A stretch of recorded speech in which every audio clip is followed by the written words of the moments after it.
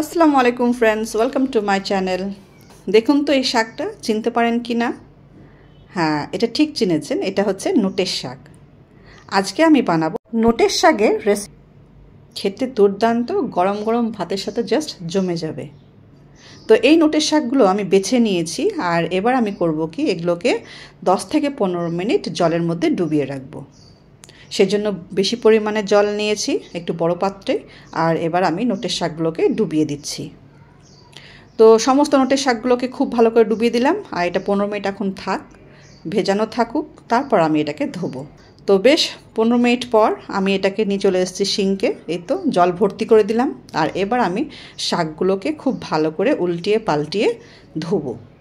শাকের গায়ে অনেক আপনার ধুলো থাকে, বালি থাকে, মাটি লেগে থাকে, তো সেই জন্য এগুলোকে খুব ভালো করে ধুতে হবে। আর 15 মিনিট এটাকে জলের ভিতরে ডুবিয়ে রাখার একটাই কারণ, যেন কাদামাটিগুলো খুব ভালোভাবে ভিজে যায়।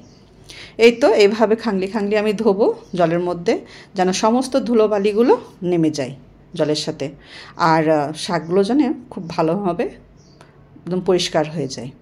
তো এই প্রসেসটা আমি শুধু একবারই করব না, আমি 2 থেকে 3 বার করব, যতক্ষণ না আমি ফ্রেশ জল পাচ্ছি একদম পরিষ্কার ঝকঝকে, ততক্ষণ আমি এভাবে এটাকে খাংলি খাঙিয়ে ধুবো।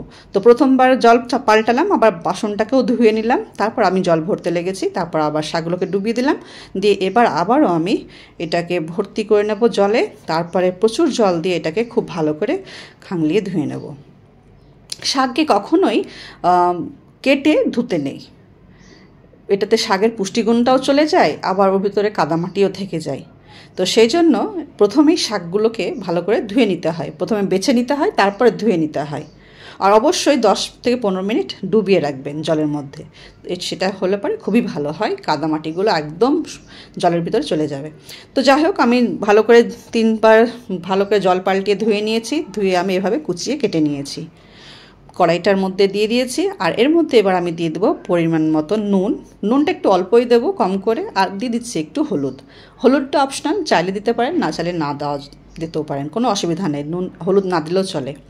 একটু ঢাকা দিয়ে দিলাম, আর একটু নাড়াচাড়া করে নিচ্ছি, যেহেতু বেশ শাকটা তলার দিকে বসে গেছে।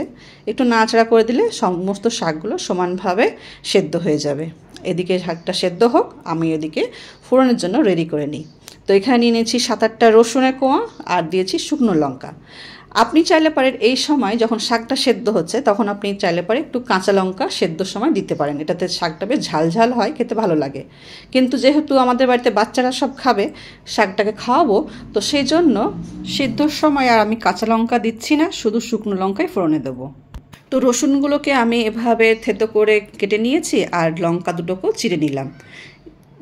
এবার আমি শুকনো কড়াইয়ে সর্ষের তেল দিয়ে দিচ্ছি 2 টেবিল চামচ, তার ভিতরে দিয়ে দিলাম রসুনগুলো, আর দিয়ে দিলাম শুকনো লঙ্কাগুলো। এই লঙ্কাগুলো থেকে বেশ ঝাল বেরিয়ে আসবে, আর সুন্দর একটা ঘ্রাণও বেরিয়ে আসবে। ব্যাস, এ তো আর কিছু লাগবে না। এবার আমি দিয়ে দিলাম সেদ্ধ করা শাকগুলো। খুব ভালোভাবে এটাকে আমি ভাজা করে নেব। আর এই যে শাকটাকে খুব বেশিক্ষণ ধরে আমি ভাজা করব না, নাহলে ওর সবুজ যে রঙটা আছে এটা নষ্ট হয়ে যাবে। তো একটু গ্যাসের ফ্লেমটা বাড়িয়ে দিয়ে আমি তাড়াতাড়ি এটা নাড়াচাড়া করে নিচ্ছি। আর দেখে নিলাম শাকটা সেদ্ধ হয়েছে কিনা। হ্যাঁ, খুব সুন্দর সেদ্ধ হয়ে গেছে। আর এবার আমি এটাকে নাড়াচাড়া করে ভাজা করে নিচ্ছি। এই তো আমার খুব সহজ একটি রেসিপি। এটাকে এবার আমি তুলে নেব একটি বাটিতে, কেন কি আমি লোহার কড়াইয়ে এটা ভাজা করলাম, এর মধ্যেই রেখে দিলে পরে কালারটা আরও চেঞ্জ হয়ে যাবে শাকের। তো এই তো বাটিতে করে তুলে নিলাম, তারপরে এবার আমি গরম গরম ভাতের সঙ্গে এটা সার্ভ করছি। এই তো গরম গরম ভাত আর এই শাক ভাজা, সঙ্গে একটি কাঁচা লঙ্কা। কাঁচা লঙ্কাটা যখন ভাতের সঙ্গে মেখে খাবেন, শাকের সঙ্গে যখন এটা মাখা হবে, দুর্দান্ত একটা ফ্লেভার বেরোবে লঙ্কার, আর খেতে তো অসম্ভব মজা হয়।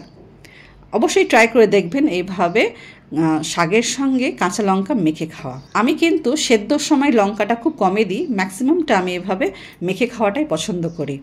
যাই হোক, আমার তো এভাবে পছন্দ খেতে। আপনাদের কেমনভাবে শাক খাওয়া পছন্দ সেটা আমাকে কমেন্টে জানাবেন।